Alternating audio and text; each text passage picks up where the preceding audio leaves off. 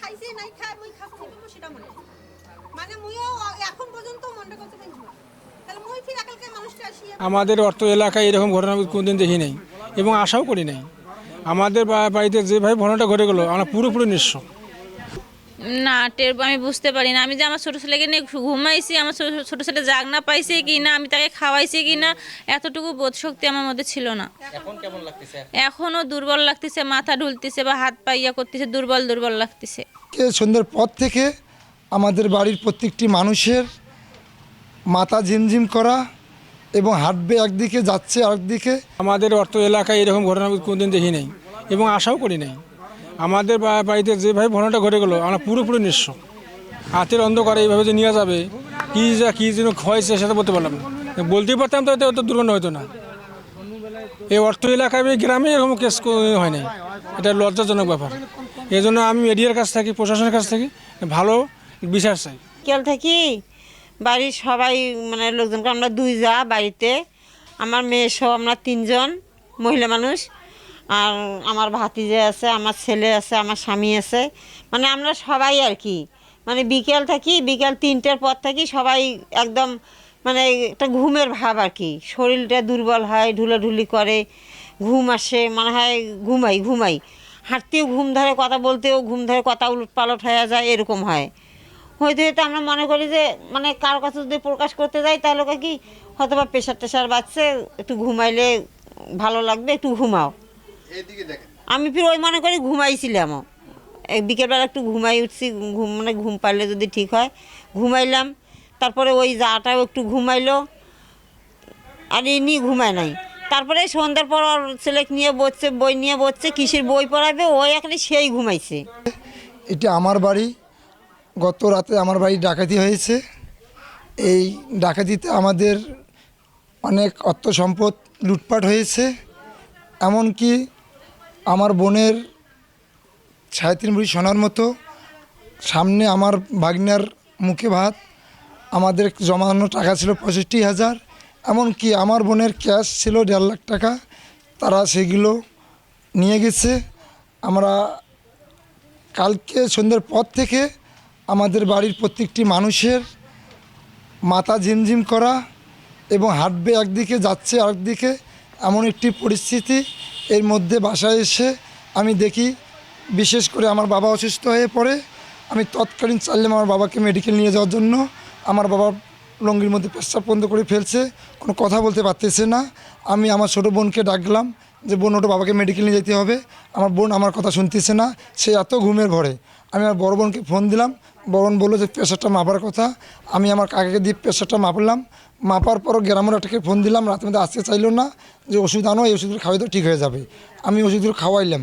খাওয়ার পর আমি দেখছি সকলেই যখন ঘুমের মধ্যে, আমার বড় বোনকে ফোন দিলাম, সে বলতেছে যে তোরা সতর্ক থাকো, এমন হতে পারে বাড়ি অনেকে চোর বন্ধ করে চুরি করতে পারে, একটু সতর্ক থাকো।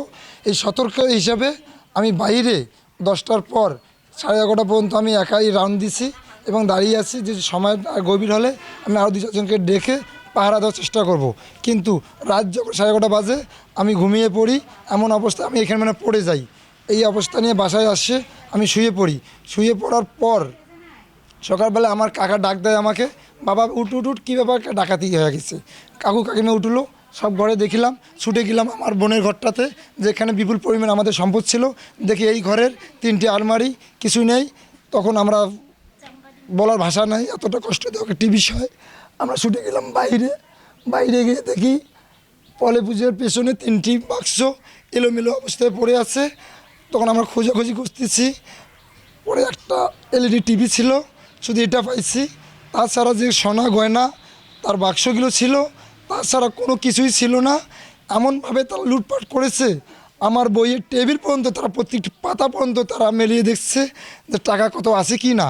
আমার আলমারির টাকা যে ছিল সেটা বাদ দিয়েও আমি আলমারির ওপরে কাপড়ের তলে আমি অনেক সময় টাকা রাখি, ওই টাকাটুকু নিয়ে গিয়েছে। এমনভাবে আমাদের বাসা থেকে তারা ডাকাতি দিয়েছে যে 10 টাকা আমাদের বাড়িতে নাই, এভাবে আমাদের তারা নিঃস্ব করে দিয়ে গিয়েছে। পরবর্তীতে এই অর্থ এলাকায় নয়, বাংলাদেশের কোনো প্রান্তে এভাবে স্প্রের মাধ্যমে হোক, টিউবওয়েলে কোনো ওষুধ দিয়ে হোক, যে কোনো ঘুমের মাধ্যমে হোক, যেন মানুষ খুশি শিকার না হয়। আইন যেন এই বিষয়টি একটু দেখে। গেট আমাদের বাসায় ওই একদিকে টিনের বেড়া ছিল, সেই বেড়া সারিয়ে ঢুকানো আমার সম্ভব না। এটাই আমি ওসি মহোদয়কে বলছি যে আপনার এই চন্দ্রটি নেন, তার কীভাবে ঢুকলো। তার পাশাপাশি যে ঘরে ঢুকতে পারেনি সেগুলো জ্বালানা ভেঙে জানালা দিয়ে ঢুকছে, এবং যে ডয়ার স্টিলের বাক্সগুলো বের করছে, টানিয়ে নিয়ে গেছে, আমরা শব্দ শুনতে পারিনি। একটা হাইওয়ে রোড, কারো চোখে পড়েনি। এটা আসলে একটা দুঃখজনক বিষয়। ভিকটিম পরিবার গতকালকে তারা টের পেয়েছিল যে তাদেরকে অস্বস্তির খারাপ লাগতেছে, তো এটা যদি আমাদেরকে গতকালকেও একবার একটু জানাইতো, আমরা আসলে রাতের বেলায় এই ব্যবস্থাটা নিতে পারতাম।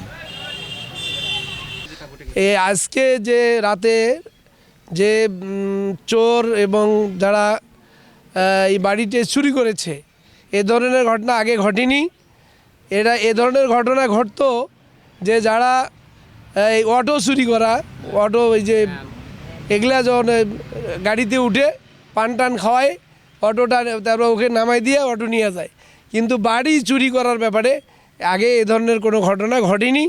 আমাদের এটা বোধগম্য নয়, কিন্তু এখানে প্রশাসনিকভাবে এবং এলাকার লোকজন এখানে আসলে জনসচেতনতার অভাব, এবং এখানে আমাদের সবার সজাগ এবং আমাদেরকে সবাইকে অ্যাক্টিভ থাকে, তাইলে এই দুষ্কৃতীরা আমাদের কাছ থেকে ছাড়িয়ে দিতে পারতো না। এখানে একটা জিনিস দেখলাম, ওরা একটা মহিলা আসছিল বোরখা পরে, এসে সাহায্য চেয়েছিল। তো এনারা বলছেন যে আমরা তো হিন্দু মানুষ, আমরা কেন এটা করব। আর সে বলছে যে সেই মহিলা এসে একটা কথা বলছিল আর কি, যে কিছু খুঁজতেছে সে। তো আমার মনে হচ্ছে যে সেখান থেকে শুরু হতে পারে ঘটনাটা। তো সকলকেই আমি সচেতন করব যে এরকম অগান্তক বোরখা পরিহিত মহিলা হোক বা এরকম লেবাসধারী কেউ হলে অবশ্যই মাস্ক পরিহিত, তা অবশ্যই এই সমস্ত ব্যক্তিদেরকে অন্তত একটা ছবি তুলে রাখা, অথবা তাকে কেন সে তার পরিচয় নিশ্চিত করা। আমি এটাই বলবো সাধারণ, বিশেষত আমাদের এই উত্তর অঞ্চলের আমরা সহজ সরল মানুষ, এই অঞ্চলের লোকজন, হ্যাঁ, এইটাই আর কি, যে ওই আবেগ আপ্লুত না হয়ে একটু দেখা দরকার যে লোক আপনি কে, তার পরিচয়টা নিশ্চিত করে তাকে সাহায্য সহযোগিতা করা দরকার।